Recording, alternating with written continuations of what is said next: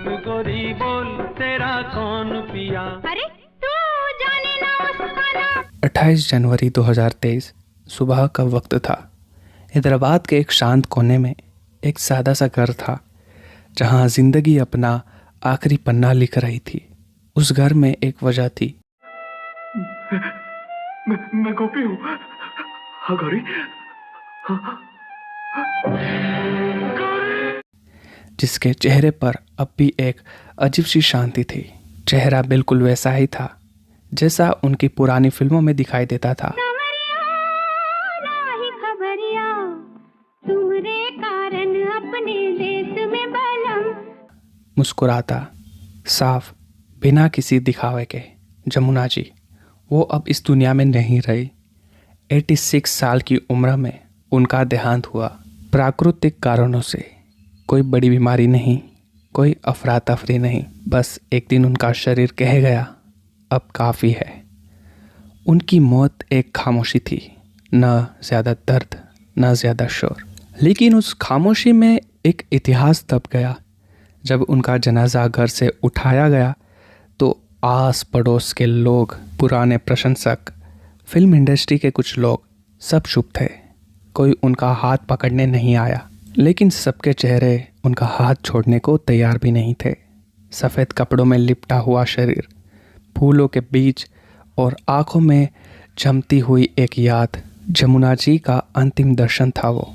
एक वक्त था जब उनके एक मुस्कान से पूरा हॉल तालियों से भर जाता था, और आज उसी मुस्कान को आखिरी बार देखा गया, बिना किसी तालियों के, बिना किसी संवाद के। उनका बेटा, कुछ पुराने सहकर्मी और कुछ ऐसे लोग जो उनकी वजह से अभिनय में आए, सब शांत थे। किसी ने कुछ नहीं कहा, लेकिन उस शांति में चीख थी, एक पूरे युग के ख़त्म होने की चीख। और अब जब वो नहीं रही तो वक्त है उनकी कहानी वापस जीने का। आइए शुरू से सुनते हैं जमुना जी की ज़िंदगी की वो दास्तान जो सिर्फ फिल्मों तक सीमित नहीं थी, बल्कि एक युग का आईना थी। 22 अगस्त 1936 को आंध्र प्रदेश के हम्पी नामक जगह में जमुना जी का जन्म हुआ। उनका असली नाम था जहानाबाई। एक साधारण हिंदू परिवार में पैदा हुई। बचपन से ही उनमें एक अलग चमक थी। उनकी माँ कहती थी, ये लड़की आंखों से नहीं दिल से देखती है। वो ज़माना कुछ और था, न मोबाइल, न इंटरनेट, न दुनिया को प्रभावित करने का दबाव।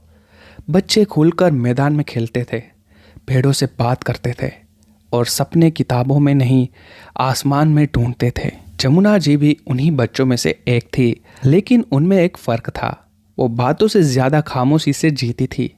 जब बाकी लड़कियां गुड्डियों से खेलती थी, जमुना खुद आईने के सामने खड़ी होकर अपनी माँ की नकल करती थी, कभी गुस्से में, कभी हंसी में, कभी चुपचाप। एक दिन उनका परिवार बेलारी चला गया। यही उनका पहला कदम था नए रास्ते की तरफ। यहाँ उनकी मुलाकात हुई रंगमंच कलाकार डॉक्टर गरीकीपाटी राजा राव से। उन्होंने जमुना के अंदर एक नज़र देखी, एक ऐसी नज़र जो चरित्र को समझने का हुनर रखती थी। उन्होंने बिना किसी झिझक के कहा, यह लड़की एक दिन नाम करेगी। और फिर आई 1953। जमुना ने सिर्फ 17 साल की उम्र में अपनी पहली फिल्म की, पुटिलू। ये उनका पदार्पण था तेलुगु फिल्म इंडस्ट्री में। कोई प्रचार नहीं, कोई गॉडफादर नहीं, लेकिन जब पर्दे पर आए तो कैमरे ने रुक जाना सीख लिया। लोग चुप हो गए, निर्देशक हैरान, और दर्शक बस देखते रह गए। उनकी आंखों में एक मासूमियत थी जो पर्दे से बाहर निकलकर दिल में उतर जाती थी, और उनका बोलने का अंदाज एकदम साफ, बिना बनावट के, जैसे दिल से बोल रही हो। इसी असली अंदाज ने उन्हें दूसरी फिल्म दी, मिस माँ, जहां उन्होंने हास्य अभिनेत्री सावित्री के साथ काम किया। यह फिल्म बहुत बड़ी सफलता थी और जमुना का नाम अब हर कोने में चर्चा का हिस्सा बन गया। इसके बाद गुंदामा कथा, मोगा मनसुलु, रामुदु भीमुदु और भक्ता प्रहलदा जैसे सुपरहिट फिल्मों ने जमुना को एक सितारा नहीं, एक सम्मानित अभिनेत्री बना दिया। उनका आकर्षण उनकी सादगी में था, न कभी अश्लीलता, न कभी अतिनाटकीय भूमिकाएं, सिर्फ असली भावनाएं। जमुना जी ने करीब 200 से ज़्यादा फिल्मों में काम किया, तेलुगु, तमिल, हिंदी, सभी में। हिंदी सिनेमा में भी उन्होंने मिलन, बहुरानी और हमराई जैसी फिल्मों में अपनी अलग पहचान बनाई। देव आनंद के साथ उनका काम लोगों ने बेहद पसंद किया। जब उनसे एक बार पूछा गया अभिनय का मतलब क्या होता है, तो उन्होंने सिर्फ एक पंक्ति कही, जो दिल से निकले वो अभिनय नहीं होता, वो हकीकत होती है। उन्होंने सिर्फ अभिनय नहीं किया बल्कि वास्तविक जीवन में भी एक नई मिसाल पेश की।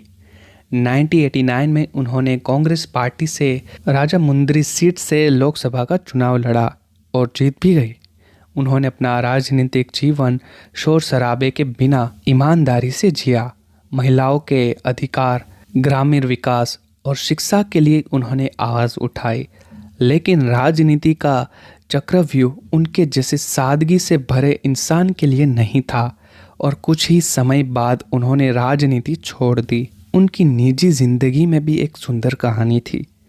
उन्होंने लेखक जुलूर रामन राव से विवाह किया, जिनके साथ उनका रिश्ता सिर्फ पति पत्नी का नहीं, दोस्ती और सम्मान का था।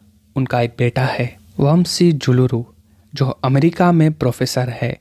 जमुना ने अपने परिवार को हमेशा कैमरे के पीछे रखा, चकाचौंध से दूर। जीवन के अंतिम वर्षों में भी जमुना शांत रही, कहीं पार्टियों, पुरस्कार समारोह में नहीं दिखती थी। जब पूछा गया कहाँ गई आप, तो मुस्कुराकर कहती थी, मैं वही हूँ जहाँ मेरी कहानियाँ हैं, लोगों के दिल में। और फिर आई 28 जनवरी 2023। जमुना जी अपने घर में थी, ना अस्पताल ना ICU।